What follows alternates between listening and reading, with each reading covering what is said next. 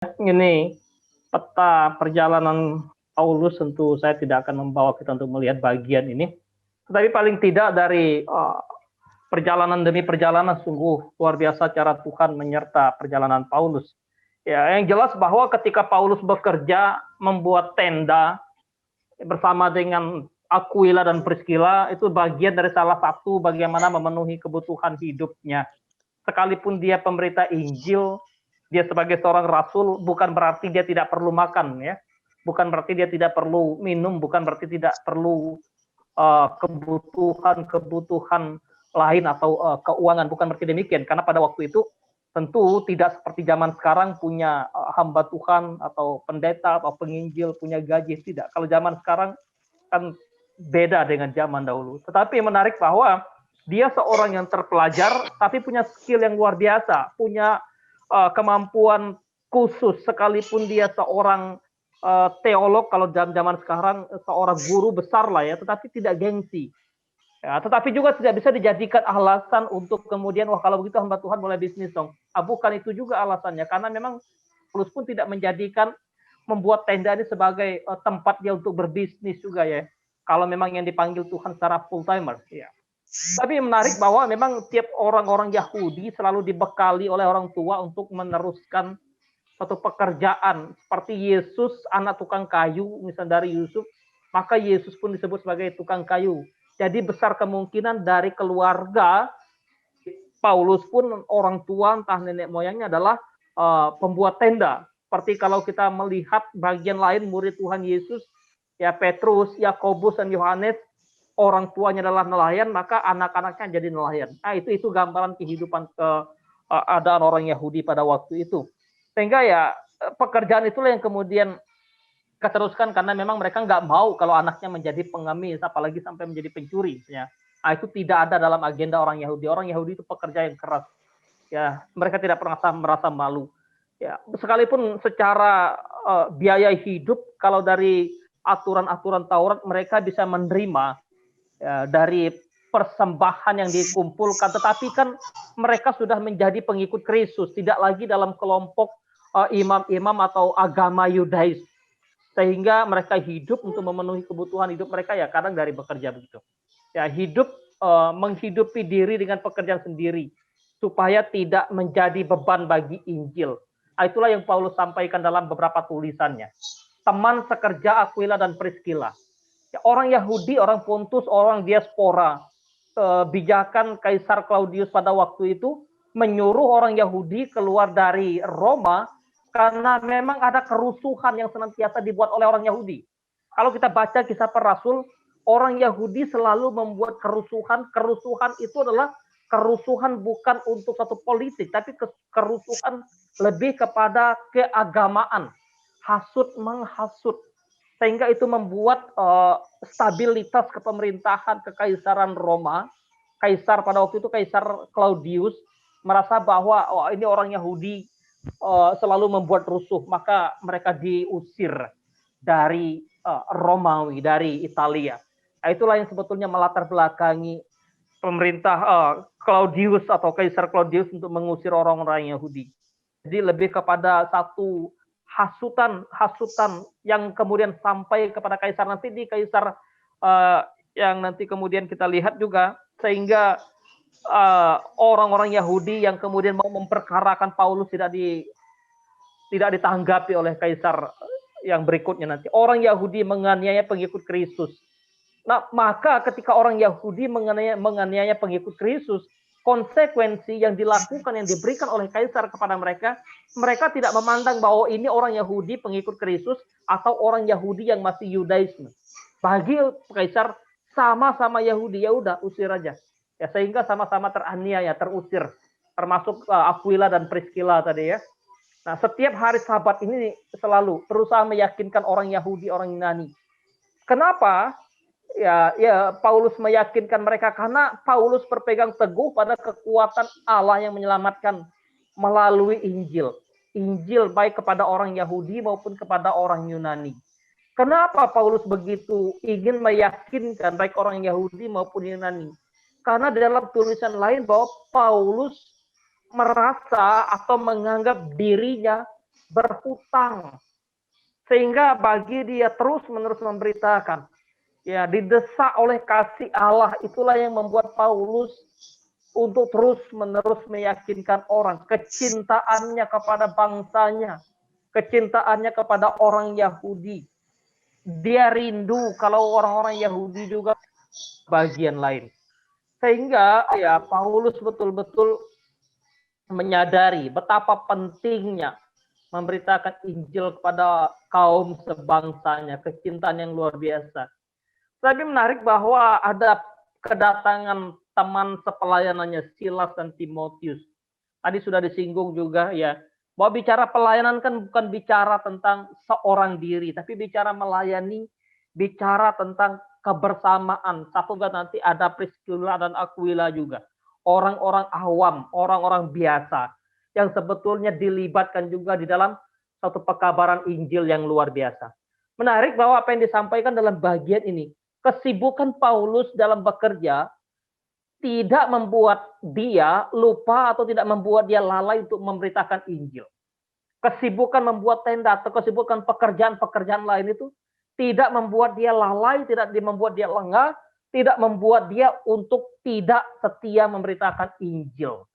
Ya bagaimana dengan kita? Kita kan kadang seringkali atas nama alasan pekerjaan ini, atas nama tugas ini, atas nama ini, kayak udah gitu, abaikan satu pelayanan. Enggak bisa. Karena itu penting sekali bagaimana kita memanage, kita mengatur satu pelayanan baik dalam konteks gereja, dalam konteks apapun, Ya, inilah yang sebetulnya harusnya menjadi satu panggilan hidup orang percaya juga. Walaupun kita bicara ya pekerjaan biasa pun pelayanan Pak, betul. Studi juga pelayanan, betul. Kuliah pelayanan, betul. Bekerja di rumah pelayanan, betul.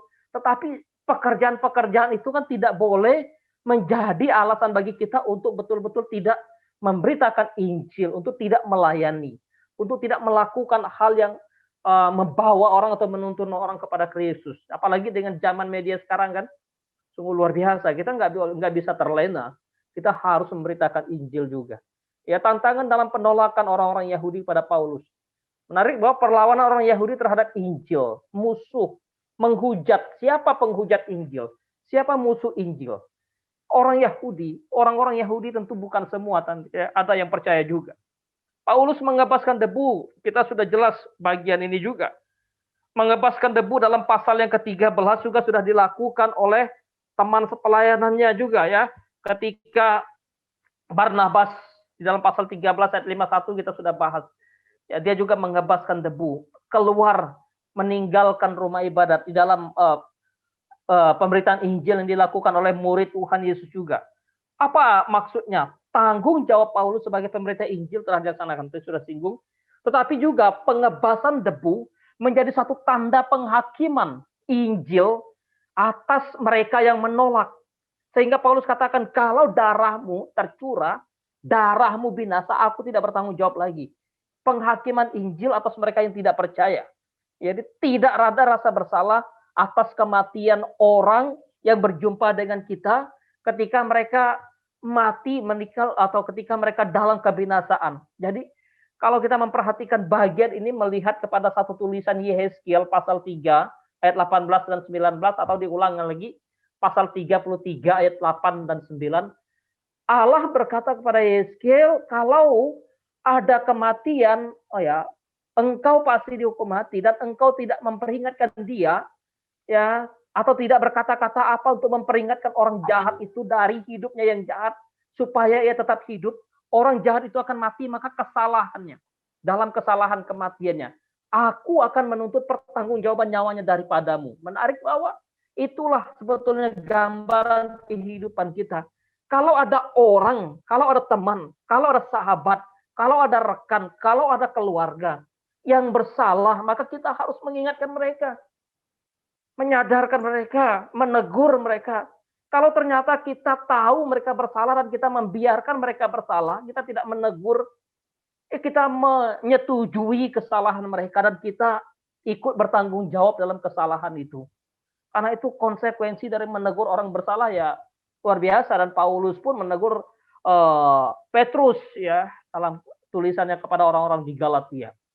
Jadi itulah gambaran di sini sebetulnya prinsip juga yang perlu kita Ingatkan juga. Karena itu dulu almarhum juga selalu ingatkan, kalau ya pendeta bersalah, jangan takut juga untuk memberitahukan ya pendeta bersalah gitu ya.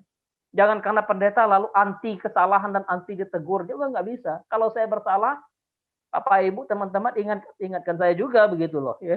Ya Paulus Injil ya pergi kepada bangsa lain. Ketika Paulus keluar dari bait Allah, keluar dari sinagog, keluar dari rumah ibadat, Injil keluar dari rumah ibadat, Injil pergi kepada bangsa-bangsa lain. Bukan hanya sekadar Paulus terusir dari rumah ibadat. Ya, pergi ke rumah Titus. Artinya bahwa Paulus terusir, siapa yang terusir? Bukan saja Paulus, tapi Injil sudah tidak lagi diterima di tempat yang seharusnya di mana Injil itu berada, rumah ibadat. Ya, seorang beribadah kepada Allah, penganut agama Yahudi, rumah Yesus menjadi pusat pemberitaan. Jadi dari rumah ibadat kepada rumah pribadi, kepada rumah biasa. Itulah gambaran di mana Injil diberitakan. Injil bergerak, berpindah dari rumah ke ibadat ke rumah pribadi. Ya, kita tentu dalam bagian ini sungguh luar biasa melihat bagaimana Tuhan mempersiapkan tempat, Tuhan mempersiapkan orang, Tuhan mempersiapkan hati manusia yang memang betul-betul Tuhan hadirkan ketika tempat di mana rumah ibadat tidak lagi bisa dipakai untuk memberitakan Injil. Ketika orang-orang Yahudi tidak lagi menerima Injil, ada orang-orang lain yang Tuhan siapkan, ada hati yang Tuhan sediakan. Itulah Titikus Justus ya. Ada kemurahan hati Tuhan yang berikan ya kepada orang-orang yang betul-betul Tuhan sudah hadirkan. Tadi sudah disinggung oleh Ibu Lumongga untuk bagian ini ya. Ada yang menghujat, ada yang menolak, ada yang terbuka, ada yang tertutup, ada yang menerima. Itulah gambaran paradoks dalam satu Injil, paradoks dalam pemberitaan Injil. Ya, ada yang menerima diselamatkan, ada yang kemudian menolak, ada berkat dari pemberitaan Injil, tetapi sekaligus juga ada kutuk kepada orang yang menolak itu. Ada penghakiman atau pembinasaan, tapi sekaligus juga ada anugerah keselamatan. Jadi Injil itu adalah kasih karunia Allah dan sekaligus juga keadilan Allah di situ. Maka Paulus katakan, ya aku sudah tidak bertanggung jawab lagi atas darahmu. Sungguh luar biasa. Jadi ini mengingatkan kepada kita tadi, Mbak, bagaimana kita tetap dalam kesetiaan kita, dalam panggilan kita untuk melayani Tuhan, terlepas daripada orang ya pro, orang kontra dengan Injil, dengan kebenaran yang kita sampaikan. Ini buah pelayanan, pemberitaan Injil ya, pertobatan kepada kepala rumah ibadat ya. Ini satu pertobatan. Injil diberitakan di rumah ibadat, orang-orang di rumah ibadat menolak, tapi ada kepala rumah ibadat yang memang Tuhan beri anugerah untuk menerima Injil. Itu satu tamparan keras kepada orang Yahudi yang bukan pengelola, yang bukan pengurus. Ya, mereka sibuk untuk menolak, tapi Tuhan anugerahkan kepada orang yang justru punya jabatan penting dalam rumah ibadat itu. Ini bicara kuasa, kehormatan Injil membuat pejabat dan orang terkemuka dalam rumah ibadat itu bertobat. Ya, banyak orang Korintus bertobat hasil atau akibat dari mendengarkan Injil. Mendengar Injil menjadi percaya. Injil harus didengar. Ya, pemberitaan kebenaran didengar. Itulah yang kemudian dari pendengaran itu timbul iman, anugerah iman, ya, timbul dari pendengaran akan firman.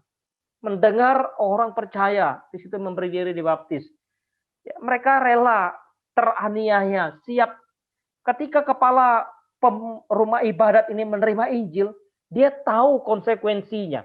Dia akan mengalami satu penolakan juga layaknya Paulus.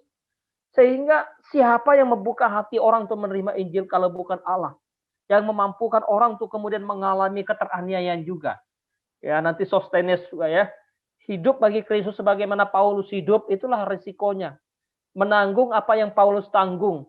Nah, itulah gambaran orang-orang yang hidup di dalam berita Injil itu. Ya, perintah dan jaminan Allah pada Paulus. Ada mandat di sana, iya. Ada jaminan Allah, iya. Ada pengharapan akan hasil, iya. Inilah yang memberi satu penghiburan bagi Paulus. Ketika diperhadapkan dengan banyak persoalan di Korintus, barangkali malam dia merenung, Tuhan, Ya, apakah aku harus tinggalkan Korintus ini? Apakah aku harus segera pergi? Ini tantangan banyak sekali. Di dalam satu pergumulan itu barangkali pergumulan doa di malam dia bergumul dengan Tuhan, disitulah ya kemudian Tuhan berbicara atau memberikan satu penglihatan kepada dia. Karena memang ya dalam konteks zaman itu Injil belum ditulis, kitab belum lengkap, Alkitab belum lengkap ya. Jadi Tuhan menyatakan satu penglihatan kepada Paulus. Sekaligus juga bagaimana kita tahu kalau pelayanan kita masih berkenan kepada Tuhan atau tidak. Bagaimana kita tahu kalau pelayanan kita disertai Tuhan atau tidak. Ya, tentu ini sesuatu yang tidak mudah untuk menjawab bagian ini. Pelayanan Yakobus disertai Tuhan. Pelayanan Petrus disertai Tuhan. Kita sudah bahas. Yakobus disertai Tuhan, tapi mati di tangan Herodes terbunuh. Petrus disertai Tuhan juga. Tetapi ketika di penjara dan bahkan siap dibunuh oleh Herodes, malaikat selamatkan dia. Bingung kan kita? Di dalam memahami bagaimana Tuhan memelihara kita dalam melayani, Tuhan menyatakan pemeliharaannya. Apakah jumlah besar juga menjadi satu indikator bahwa Tuhan menyertai pelayanan? Yeremia berteriak, tidak ada seorang pun yang mendengarkan pelayanannya. Ya. Demikian juga sebaliknya. Karena itu pelayanan kita tahu bahwa pelayanan kita disertai Tuhan atau tidak, kembali ya, pertanyakan kita kepada Tuhan di dalam melayani. Ya, ada orang yang memberitakan Injil karena perutnya Paulus bicara. Ada orang yang memberitakan Injil karena emosinya. Ada orang yang memberitakan Injil betul-betul karena panggilannya. Karena itu tiap-tiap orang menguji bagaimana dirinya di hadapan Tuhan di dalam melayani Tuhan. Jadi respon Paulus, saya tinggalkan kota Korintus. Ya, mengajarkan firman Allah, menuntun orang pada pertobatan, meyakinkan orang untuk hidup dalam Kristus. Dan bahkan kepada orang-orang yang sudah percaya, mengajarkan firman ini adalah berarti membangun mereka, meneguhkan iman. Tapi bagi orang yang belum bertobat, panggilan Paulus mengajarkan firman ini adalah supaya harapannya ada satu pertobatan dari orang-orang Yahudi. Ya, pelayanan Paulus tentu mendapatkan satu perlawanan yang luar biasa dari orang-orang Yahudi, dari orang sebangsanya, bukan orang lain, orang sebangsanya. Ya, dituduh mengajarkan ibadah yang tidak sesuai dengan hukum Taurat. Apa yang diajarkan oleh hukum Taurat di dalam ibadah? Ya, pasti dalam hukum Taurat kan Mesias itu yang mereka harapkan bukan Mesias seperti Kristus yang pertama. Tapi ketika Paulus memberitakan Yesus Kristus yang sudah mati bangkit, dia adalah juru selamat, maka bagi orang-orang Yahudi, ya apalagi kita melihat, membaca bagian tulisan Injil, ketika Yesus hadir di tengah-tengah mereka, mereka menganggap Yesus menghujat Allah ketika ia menyatakan diri sebagai anak Allah. Oleh sebab itu bagi orang-orang Yahudi yang betul-betul masih Yudaisme, akan nggak mungkin mereka mau dibawa atau diajarkan oleh Paulus untuk beriman kepada Kristus. Nah, maka waktu Paulus dibawa ke satu pengadilan oleh Kaisar Galio, kenapa Kaisar Galio ya tidak mengindahkan bagian ini bagi orang Romawi, perihal dalam peribadatan, perihal agama, ya dianggap sebagai satu kejahatan yang tidak harus dihadiri di pemerintahan. Karena itu Paulus ya waktu orang-orang Yahudi membawa kepada satu pengadilan kepada Kaisar Galio, apakah engkau membawa orang ini jahat? Apakah dia mencuri? Apakah dia membunuh? Untuk apa ada pengadilan seperti begini? Aku nggak mau tahu. Aku nggak mau mencampur urusanmu. Tuduhanmu terhadap orang ini nggak mau. Ya. Jadi ini kita di sini melihat ya. Tetapi apa yang dilakukan oleh orang-orang Yahudi terhadap kekaisaran atau terhadap tuduhan tersebut? Ketidakhormatan mereka justru memperlihatkan ketidakhormatan mereka kepada satu lembaga pengadilan. Penganiayaan kepada Sostenes, kepala rumah ibadat. Tindakan anarkis yang mereka tampilkan di sana. Atas apa? Atas keinginan yang tidak terkabulkan. Mereka main hakim sendiri karena merasa superior. Nah, itulah gambaran ketika manusia beragama lalu menganggap diri superioritas, Orang Yahudi sudah melakukan hal-hal yang demikian. Ya, bagian ini sungguh mengingatkan kepada kita bagaimana sebetulnya kehidupan agama itu bukan semaunya kita, tetapi bagaimana kita menaklukkan diri pada kehendak Tuhan. Paulus meninggalkan Korintus, meminta diri, dia pamit dari orang-orang di Korintus. Dia datang, kemudian waktu dia pergi, dia betul-betul minta diri, pamit. Ya, pergi dengan baik, tinggalkan kota Korintus. Kepada orang-orang di Korintus dia betul-betul melakukan hal itu. Priscilla, Aquila mengikuti dia. Ya, mereka punya hubungan yang sangat baik, punya hubungan yang sangat dekat. Bukan saja karena mereka sama profesinya, sama-sama pembuat tenda, bukan hanya karena itu. Tetapi betul-betul Tuhan hadirkan orang yang memang mencintai pelayanan juga. Ya, disebut Paulus sebagai teman sekerja mereka dalam Kristus. Ya itulah. Jadi Paulus tidak menganggap diri sebagai orang yang lebih dari Aquila dan Priscilla. Rekan, teman sepelayanan. Mereka berangkat lalu mencukur rambut, tadi sudah disinggung oleh Ibu Lumonga. Jadi memang besar kemungkinan nasarnya yaitu ya karena dia bergumul di Korintus dan dia sudah menggenapi, dia janjinya kepada Allah sudah tergenapi, maka dia memotong rambutnya itu. Ya, kembali Paulus tiba di Efesus. Ya, saya tidak akan menggali kota Efesus, ini memang kota yang strategis, kota yang luar biasa juga. Ya, kemudian waktu Paulus masuk, dia juga cari tempat rumah ibadat berbicara kepada orang-orang Yahudi. Ya, itu menjadi fokus dia utama dia dulu. Dia mau bagaimana Injil diberitakan di sana. Tapi di sini kita melihat ada perbedaan antara orang Yahudi di Korintus dengan orang Yahudi di Efesus. Orang Yahudi di Efesus justru menerima, sangat terbuka dengan dia, dan bahkan mereka justru minta dia untuk tinggal. Beda dengan di Korintus yang sudah kita baca tadi. Korintus betul-betul menolak dia. Ya, orang-orang Yahudi di sana. Ya, inilah gambaran. Ya, memang orang bisa sama suku, bisa sama bentukan, tetapi juga di dalam anugerah Allah tentu ya ada hal-hal yang sangat berbeda sekali. Bagaimana Paulus juga ketika ditahan di Efesus, dia tidak mau, dia justru meninggalkan Efesus, dia kembali melanjutkan perjalanan. Dia meninggalkan Priscilla dan Aquila di Korintus. Ya, Priscilla dan Aquila sungguh luar biasa. Hati mereka mulia sekali. Walaupun mereka orang awam, tapi mereka betul-betul memberi hidup mereka, memberi diri mereka untuk Injil. Ya, luar biasa perjalanan kehidupan para pelayan Tuhan ini. Ya, apa yang Paulus katakan pada orang di Efesus ya, waktu meninggalkan mereka jika Allah kehendaki, Allah menghendaki, kalau Allah berkenan, kalau Allah mau. Ya, ini satu pengakuan dan satu statement yang luar biasa. Ya, dan apa yang Paulus lakukan dalam perjalanan adalah mengingatkan jemaat. Ya, dia harus cepat pergi ke Antioquia dan nanti ke Yerusalem. Tentu bicara waktu beda sekali, ya. Berangkat dan meneguhkan hati orang percaya di sana. Ya, lalu Apolos tadi sudah datang ke Efesus. Kita sudah belajar juga bagaimana kerendahan hati Apolos, sekalipun dia seorang yang pintar, seorang anak muda yang hebat, tetap semangat. Tetapi apa yang sebetulnya dalam bagian ini yang sebetulnya ingin kita dapatkan di sana, ya. Saya langsung ke bagian ini. Apolos kembali dari Efesus nanti ke Akaya. Tetapi ini bukan karena suatu penglihatan, ya. Dalam pelayanan juga ada support dari orang-orang Efesus, orang percaya di Efesus kepada Apolos. Dan ketika dia kaya ada satu penyambutan yang baik juga.